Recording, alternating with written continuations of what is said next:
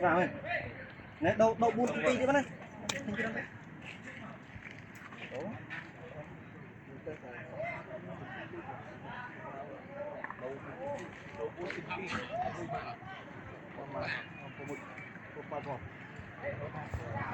Được đâu đi ăn đâu nó hỏi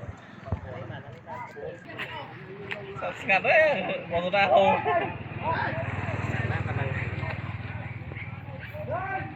lại cái câu đó dùng con kia quay lên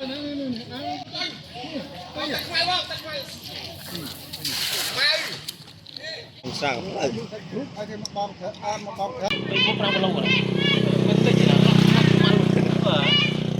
con bò tam bông bầy